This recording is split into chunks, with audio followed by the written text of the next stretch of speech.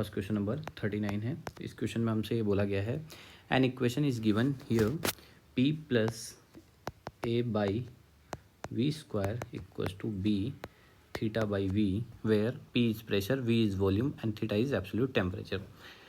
If a and b are constants the dimensions of a will be. देखो हमें a की dimensions निकालनी।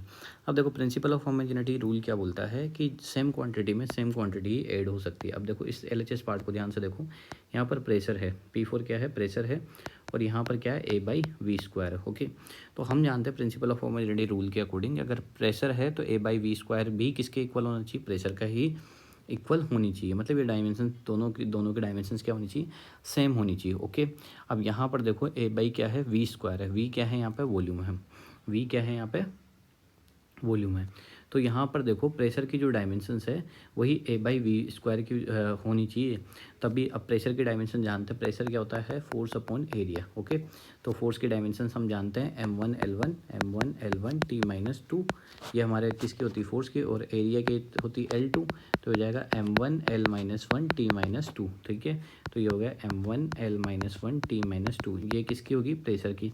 अब देखो a by v square, v क्या है यहाँ पर, वॉल्यूम, वॉल्यूम के मतलब L3 का क्या करेंगे अपन, स्क्वायर करेंगे, L3 का क्या करेंगे, स्क्वायर करेंगे, तो m1L-1 T-2 ये रहा, ये a रहा। L3 की मतलब जो है L3 की पावर 2 करेंगे तो पावर की पावर मल्टीप्लाई होगी, तो L की पावर क्या हो जाएगा, 6 हो जाएगा। ओके, तो यहाँ से a की डायमेंशंस चाहिए थी अपने को, तो ये हो जाएगा m1, ये हो जाएगा L5, और ये हो जाएगा T-2। ओके, क्रॉस मल्टीप्लाई कर दिया मैंने यहाँ से। ठीक है, तो यहाँ पर हो गया m1L5 T-2। Okay, m1L5 T-2। देखो ये जो है ऑप्शन नंबर 3 जो है वो ये करेक्ट हो जाएगा, m1L5 T-2। ओके, अच्छा क्वेश्चन था ये। ठीक है, हमें कुछ भी नहीं करना होता। बच्चे कंफ्यूज होते हैं कि ये इक्वल क्यों कर दिया, क्योंकि प्रिंसिपल ऑफ होमोजेनिटी रूल ये बोलता है कि सेम क्वांटिटी में सेम क्वांटिटी को ही ऐड कर सकते हैं।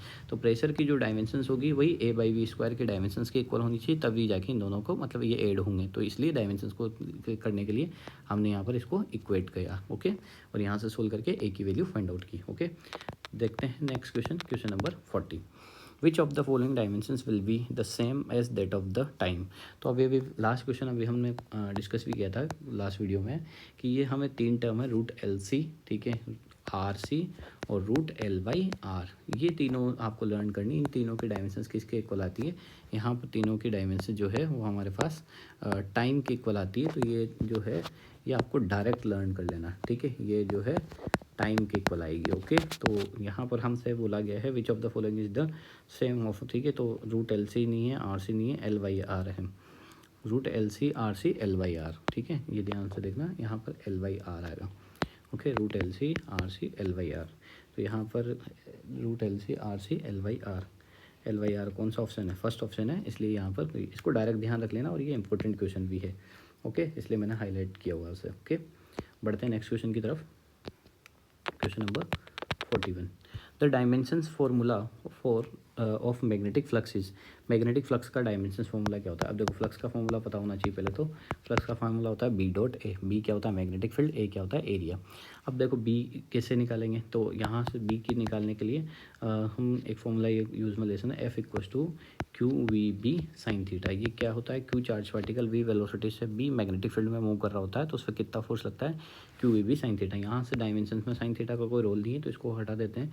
यहाँ से मुझे B की चाहिए थी, तो B की डायमेंशंस थी, तो F बाई क्या हो जाएगा, QV। F की डायमेंशंस m1L1 T-2 हो जाएगा। Q चार्ज है तो इसको 80 लिख सकता हूँ, चार्ज की। ठीक है, डायमेंशंस 80 है ना, और यहाँ पर क्या है, V वेलोसिटी है, तो L1 T-1 मीटर पर सेकेंड। ओके, तो हम बात कर लेते हैं यहाँ से, L1 से क्या हो जाएगा, L1 कैंसिल आउट हो जाएगा, तो ये हो जाएगा m1। Okay, m1 okay, a-1 हो जाएगा। ओके, और ये t और माइनस टी की पावर ये भी कैंसिल हो जाएगा, तो यहाँ पर m1 a-1 t-2 हो जाएगा, m1 a-1 t-2। ओके, तो चेक कर लेते हैं, m1 a-1 m1 L0 a-1 किसी से मैच कर रहा है क्या, m1 a-1 t-2 L2 अपन ने कोई मिस तो नहीं किया, देखो M1L1T-2 ये हो, अच्छा ये अभी हमारे पास बी की यूनिट आई है, ओके। मैग्नेटिक हमें सबसे किससे पूछे गए थे, फ्लक्स फाई की। तो फाई क्या होता है, बी डॉट ए, ओके। अभी ये बी मैग्नेटिक फील्ड की यूनिट आई है, M1A-1T-2, ओके। और इसको किससे मल्टीप्लाई करना पड़ेगा, एरिया वेक्टर से। एरिया की जो डायमेंशन है वो क्या होती है, L2 होती है। तो यहाँ पर अपन L2 और लिखेंगे, ओके। तो ये हो जाएगा M1L2A-1T-2, ओके। ये फ्लक्स की होगी। तो अब चेक करते हैं यहाँ से M1L2A-1T-2। देखो ऑप्शन नंबर थर्ड जो है वो इससे क्या कर रहा है, मैच कर रहा है। तो यहाँ से ऑप्शन नंबर थर्ड क्या हो जाएगा, करेक्ट हो जाएगा। बढ़ते हैं नेक्स्ट क्वेश्चन की तरफ। क्वेश्चन नंबर 42 में, क्वेश्चन नंबर 42 क्या बोल रहा है यहाँ पर,